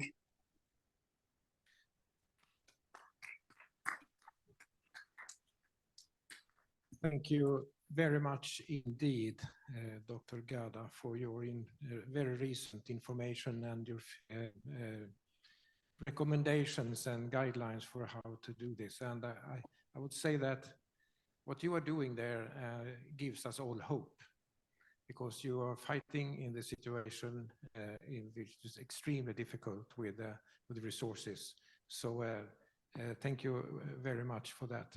I will now turn also to the Eastern Mediterranean Region Office and the office in Jordan, and we have Dr. Wasik Khan, who is the representative for WHO in Jordan. And Wasik is a fantastic person, helping very much for this session and for also that Espen mentioned the commission work we did before with the connections in the Eastern Mediterranean region. And I turn over to you, Wasik, for a few reflections and additions to what you have heard from your point of view. And I'll just also tell the audience here that we will have also a pre-recorded video from the regional director of the Eastern Mediterranean region, which will conclude this session. But first, over to you, Wasik, please. Professor Peter, thank you very much. I hope you can hear me well. Yeah, we hear you. Thank you very much. So Professor, thank you very much for inviting us, especially the WHO Eastern Mediterranean Regional Office, for this PMAC 2024 wonderful gathering. And I was very pleased the last 2-3 days to attend with you, the jointly organize and attend with you this side event that you have mentioned. Now, a couple of reflections on what Dr. Ghada has mentioned and how it is linked to this session. One is an unprecedented situation, what we are seeing. It's a question on not only about the discussion that we are having and the future of our work, but also on humanity, what is happening there and how it is being allowed to happen, and the aftermath and the impact of it in the long run.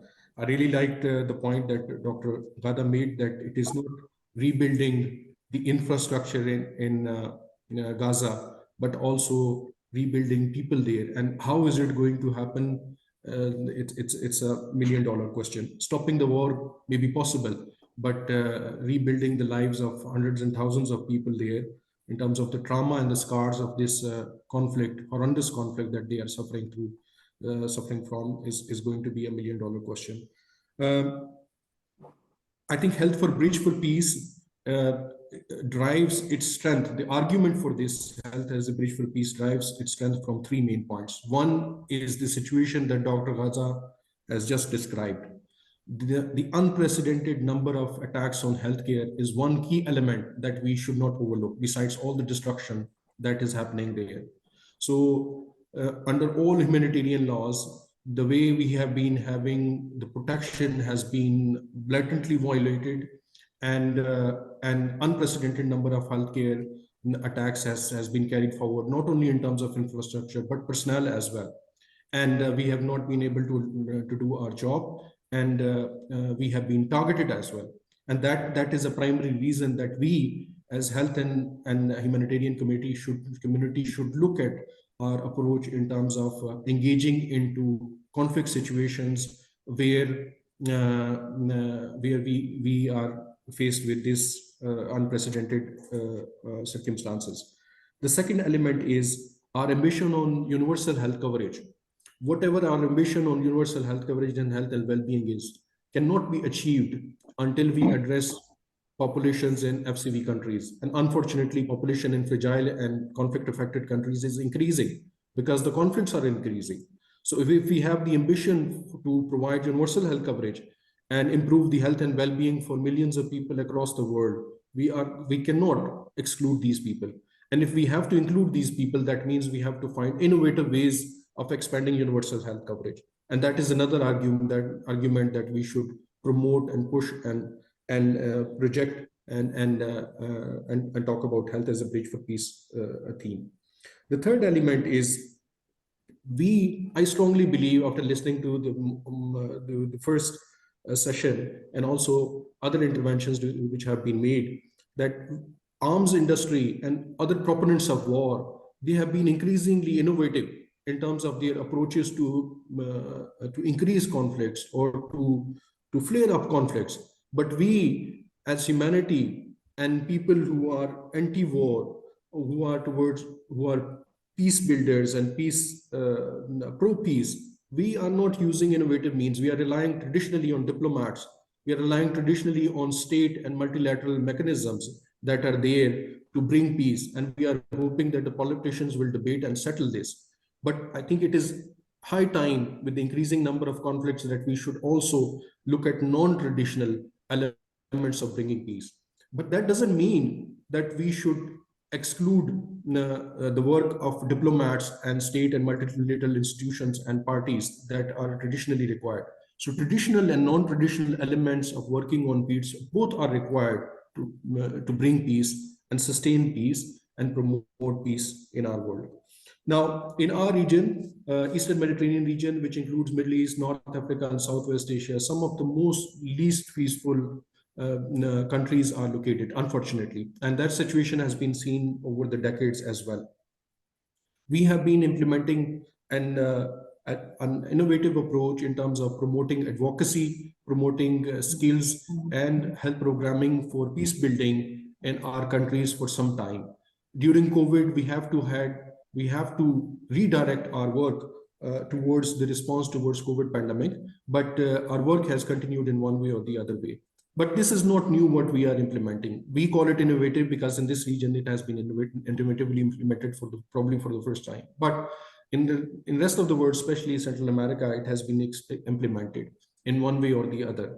Now, more will come on this initiative as Health as a Bridge for Peace from the recorded speech of our regional director, Dr. Ahmad Al-Madari, after my intervention.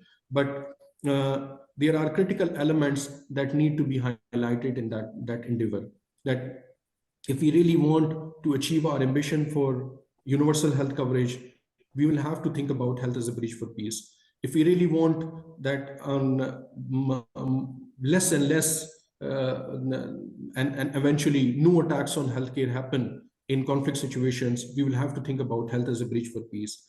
If we really want, and we should move in that direction, that we have a good combination of traditional and non-traditional approaches to building and sustaining peace, then we will have to think about health as a bridge for peace. But unfortunate reality is that our member states, our intelligentsia, and many of the people around this room probably and around this world are still skeptic about the concept. And one example is the last World Health Assembly, when this idea of health as a bridge for peace was presented by WHO Secretariat as a roadmap, and several member states, key member states, and their representatives raised considerable objections on it. And one of the main objections was, quote unquote, the politicization of health mandate, which itself is a debatable point of how we can separate politics and health in today's modern world. So more and more discussion needs to happen, particularly at prestigious forums like PMAC, particularly through the esteemed gathering that Professor Peter have gathered here in PMAC, and especially the young people. Now, one of the colleagues have raised this point to the panel, and I wanted to quickly reflect on it, that is there a hope? Yes, there is a hope. And I think the large number of youthful population, particularly in our region, is itself a hope. The presence of social media and the use of social media is itself a hope. It has its own dangers as well, but it is the way you use it, young people. And the third one is the increasing women empowerment and the gender balance that is coming up in the power circles. That these three elements are giving us hope that the situation will be much more different. And one way of making this difference is this year of elections that is coming up, 2024. That is now there. Unprecedented number of countries are going into elections. Unprecedented number of young people are going to vote for the first time. And they can decide their fates and decide of the politicians that represent them and decide the direction of the policies that will be set for them in terms of peaceful societies that they are looking forward to. So last but not least, Professor Freiberg, thank you very much for giving us the opportunity, the Eastern Mediterranean, to come to PMAC and present their perspective. Our colleagues from Yemen spoke during the side meeting. Our colleagues from Gaza spoke during the side meeting on 22nd and today as well through Dr. Gada. And Dr. Raza also very grateful for bringing the sanctions work. Millions of people in this region are suffering. There are so many political elements of sanctions, but the punishment of regimes and punishment of people needs to be differentiated. And that differentiation will come not through the discussion and debate at the multilateral institutions, but also through discussions among forums like PMAC. Thank you very much. Over to you, Professor Peter.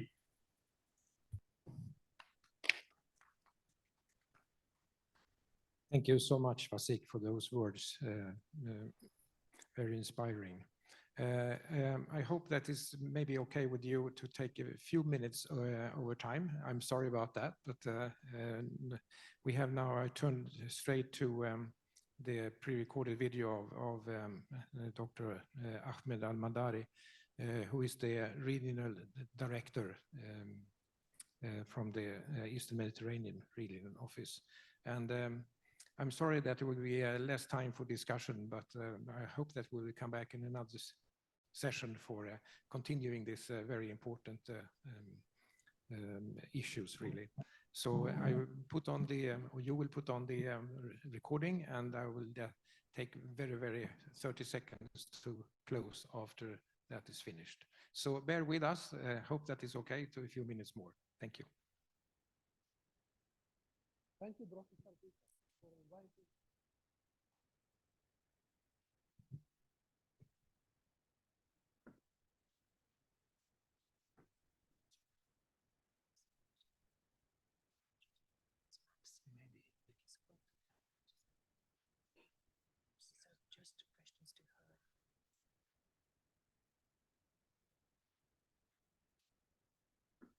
Thank you, Professor Peter, for inviting me to address the Prince Mahidol Award Conference. I wish I could join you in person. However, due to the ongoing executive board of WHO, I have to be in Geneva. Dear Excellencies, colleagues, ladies and gentlemen, I am delighted to be part of this important discussion on using health as a bridge for peace. The ongoing conflicts in WHO's Eastern Mediterranean region, such as the situation in the occupied Palestinian territory and the resultant suffering, underscore the critical relevance of this topic to the region and the world at large.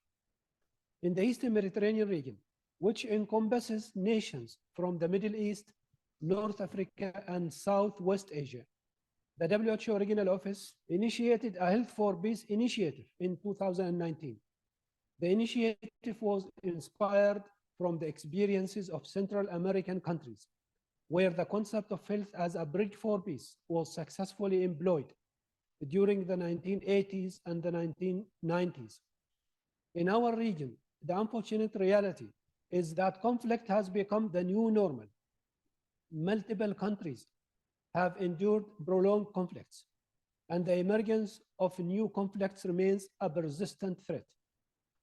Since 2014, the region has borne the brunt of global conflict-related fatalities, with an alarming toll exceeding 150,000 deaths annually. Moreover, our region hosts the world's largest population of refugees, internally displaced persons, and migrants. This poses formidable challenges in providing essential services, accommodation, and social protection. The situation has been exacerbated by the compounding effects of the COVID-19 pandemic and its accompanying economic hardships. Dear colleagues, when we launched the Health for Peace initiative, we had three primary motivations. Firstly, we recognized that unless we addressed the impact of conflict and the absence of peace as determinants of health, attaining our primary goal of achieving health for all by all would remain elusive.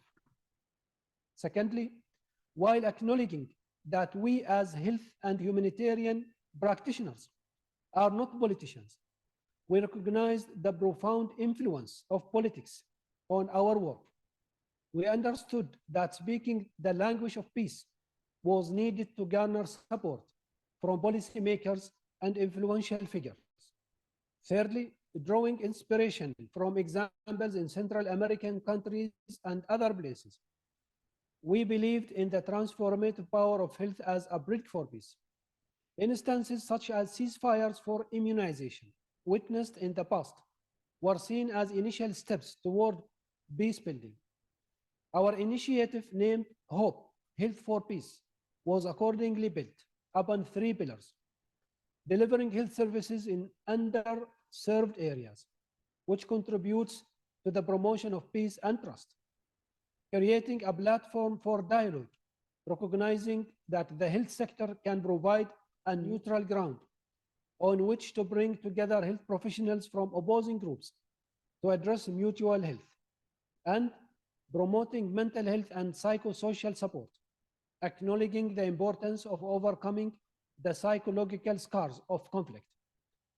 To translate our ambition of health for peace into action, we took a multifaceted approach, encompassing advocacy, evidence generation, training for health workers and managers, and fostering partnerships.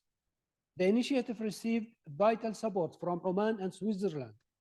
The initiative has yielded commendable results, some of which I would like to highlight. Firstly, while peace and health are linked in WHO's constitution, there was no clear operational approach at the global level.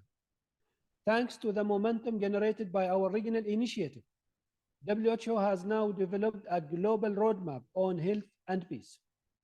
Moreover, thanks to Professor Peter and esteemed commissioners, the collaboration with the Lancet Commission on Peaceful Societies through health equity and gender equality has significantly improved the evidence base by providing global evidence and practical recommendations on how health can contribute to peace. The initiative has undertaken capacity building at a global level, promoting a shared understanding of its importance and how it can be practically implemented in the field. One of our courses has been completed by over 17,000 health and humanitarian professionals worldwide, and subsequently adapted to train health workers in conflict zones in the Russian Federation and Ukraine. And our country offices have played a crucial role in incorporating conflict-sensitive health programming into their activities in conflict-affected areas. Notably, several countries in our region have established robust programs focusing on mental health and psychosocial support. Ladies and gentlemen, the Health for Peace initiative may not have directly resulted in peace, but the progress made in revitalizing a dormant field is significant and much needed in today's world. The initiative has laid the groundwork. During implementation of the HOPE initiative, we have learned that taking a holistic approach is essential, both in the design and in the implementation of projects on health as bridge for peace. This insight accords with recent findings from the Lancet Commission on Peaceful Societies. In countries affected by conflict, health actors must embrace peace as a core goal if they are to realize the vision of universal health coverage and other global health objectives. Even though our focus is on healthcare delivery, we need to understand the drivers of conflict if we are to meet the healthcare needs of individuals in conflict-affected countries. It is imperative that we in the health community express our belief that there is no health without peace. Advocacy for this is needed, particularly by influential countries, individuals, and groups. I believe that the unprecedented scale of attacks on healthcare during the current conflict in the occupied Palestinian territory underscore the urgency of such initiatives. Such assaults not only jeopardize the lives and well-being of individual patients and health workers, but pose a direct threat to the functioning of the health sector itself. Our collective commitment is required to counter such attacks. We believe that using health as a bridge for peace provides us with a visionary approach that not only helps us to fulfill our mandate of securing health for all, but can also contribute to building peace in conflict-affected regions and protecting the essential work of the health and humanitarian communities. Thank you for the invitation, and I wish you all productive and impactful discussions in Bangkok.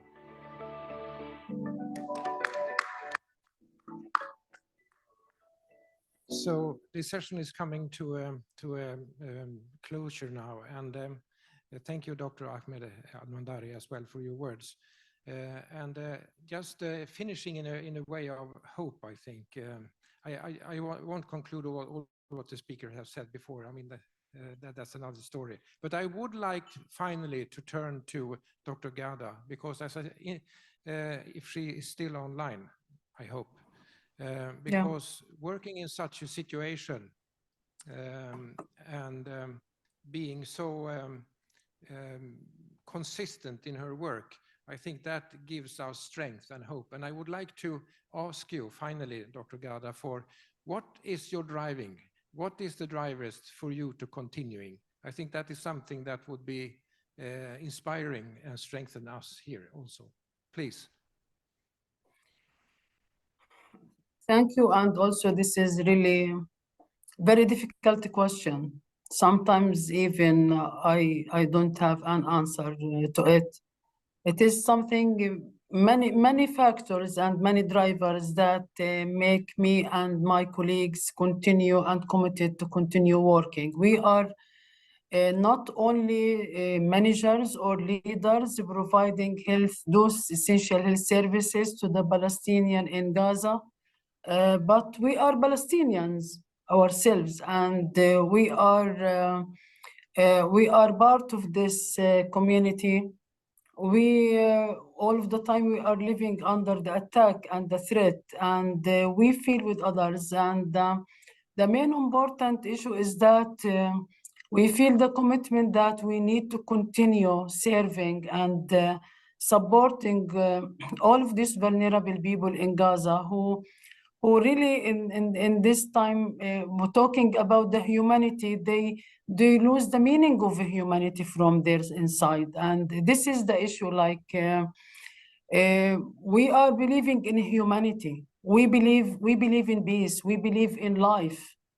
And this is the issue, because we want to alleviate suffering, and you know, we want to those people to continue, and we all of the time we have this determination. We want to continue serving, and when we sometimes frustrated or started to be, and we are humans, like many times, do you know, many times we were described as heroes, and I mentioned that we fed up from being heroes. Really, we want just to be human beings. We just now want to be normal persons who live like all of the potentials of life and not struggling to survive. All of the people in Gaza now, they are struggling to survive. So we feel these issues of losing their feeling of they are humans, and we want to support them. We want to alleviate their suffering and to save lives. And this is what drives us. And all of the time we look for our internal strengths. We support each other with the colleagues in order to be able to support other people in Gaza. I hope that I answer your question, but sometimes we know that, or we feel that we have no other option. We must continue serving the people in Gaza. Thank you. Thank you so much. We have no option. We continue, and humanity, and that together with what Espen suggested with the Health Alliance focus to get that more into place would be fantastic. And everything today, from big geopolitics, from space down to the actual happening in Gaza, what you had described from your point, Dr. Gada. I will thank everyone for having been here listening, and I would like to give a hand to all the speakers and the online ones and the sitting here as well. So thank you so much, everyone.